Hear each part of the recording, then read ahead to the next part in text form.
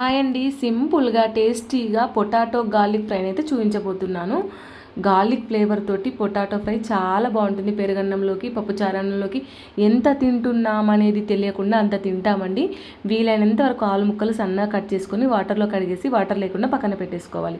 ఇప్పుడు stove on చేసి ఒక బౌల్లో 3 టేబుల్ స్పూన్ ఆయిల్ వేసేసుకొని, ఇలా ఆయిల్ హీట్ అయిన తర్వాత పోపు దినుసులు, ఆవాలు, జీలకర్ర, ఒక 20 వరకు వెల్లుల్లి రెబ్బలు కచ్చా పచ్చగా దంచుకొని ఇందులో వేసేసుకొని 1 స్పూన్ పసుపు, పొటాటోస్ వేసేసుకొని బాగా మిక్స్ అయ్యేంత వరకు మనం కలుపుకోవాలి.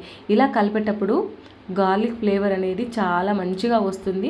పొటాటోస్ కొంచెం గోల్డెన్ కలర్లో వచ్చేంత వరకు మంటను సిమ్లో పెట్టుకొని కలుపుకోవాలి.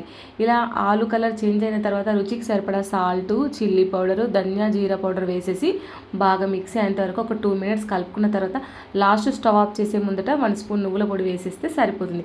ఎంతో టేస్టీగా పొటాటో గార్లిక్ ఫ్రై రెడీ. మీరు తప్పకుండా ట్రై చేయండి. వీడియో నచ్చితే ప్లీజ్ సబ్స్క్రైబ్.